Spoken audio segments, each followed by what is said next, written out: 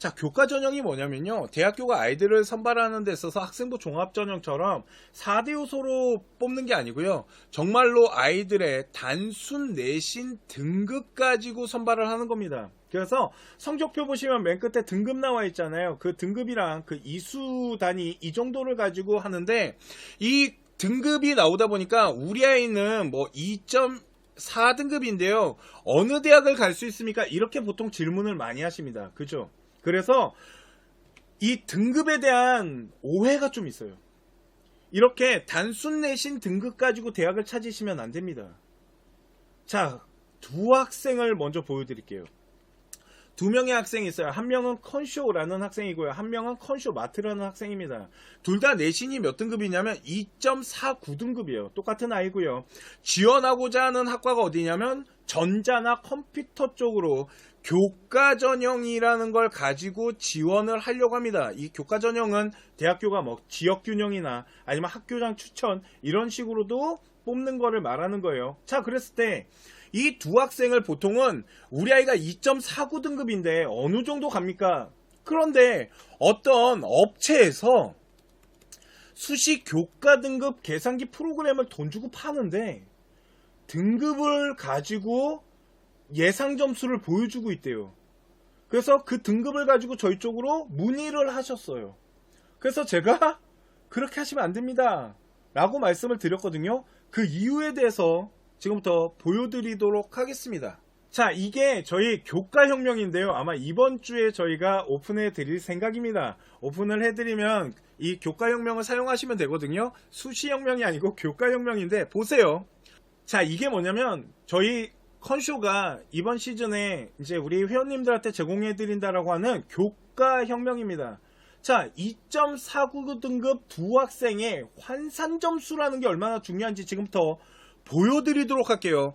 아까 이 친구 컨쇼 학생입니다. 두 학생을 보여줬을 때 이게 컨쇼 데이터, 컨쇼 학생인데 이 학생이 몇 등급이었냐면 2.49등급이라 그랬어요. 그죠?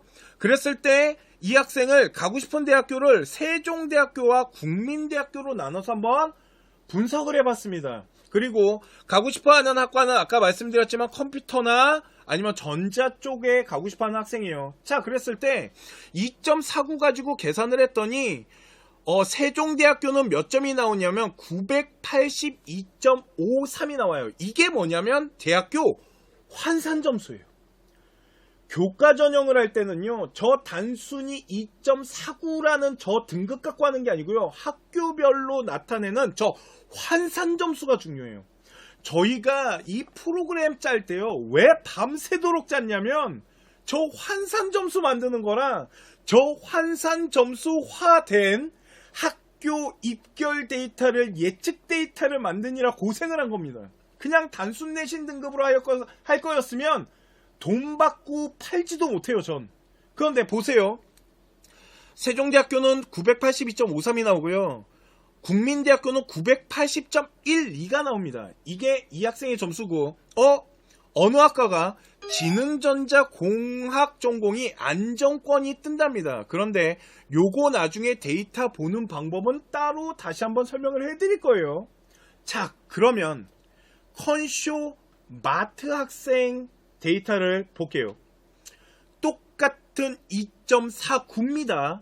그런데 요 밑에 지금 컨쇼 마트 학생은 보시면 아시겠지만 여기 안정권과 적정권이 나타나기 시작합니다. 똑같은 등급인데 세종대학교랑 국민대학교 같은 학과를 돌렸을 때 왜 이런 차이가 나냐면 반영에 대한 과목에 대한 이수와 반영 비율이 틀리기 때문에 단순 등급이 똑같더라도 대학교 환산 점수는 학교마다 계산하는 방식이 틀리기 때문에 다르게 나와요. 이 컨쇼 학생은 982.53이었어요. 근데 얘는 987점이에요.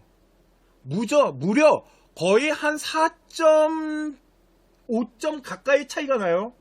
환산 점수 4, 5점은요 엄청 큰 점수입니다. 그러다 보니까 아까 불합격이었다라고 했던 소프트웨어나 지능기전 공학부는 안정권이 뜨기 때문에 지원 라인에 들어간다라는 소리고요. 이렇게 얼룩덜룩하게 나타나기 시작하면 우리 아이는 세종대학교 학과에 따라서 계산해서 지원 라인을 구성할 수 있다라는 소리고요. 자, 국민대학교를 봤을 때는요, 우리 아이가 980.12예요. 컨쇼는. 근데 컨쇼 마트 학생은 984점대예요. 그러다 보니까 네, 충분히 지원할 수 있는 대학 라인이잖아요.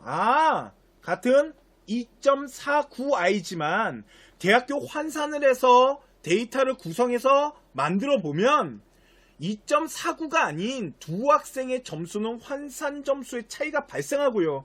그 환산 점수의 차이로 대학교를 지원하는 게 달라질 수 있어요. 그래서 저렇게 여기 나와 있는 2.49 등급이라는 요 데이터만 가지고는 정확한 대학을 찾기가 어려워요. 다 환산 점수화 시켜서 입결에 대한 부분을 분석을 해야 되고요.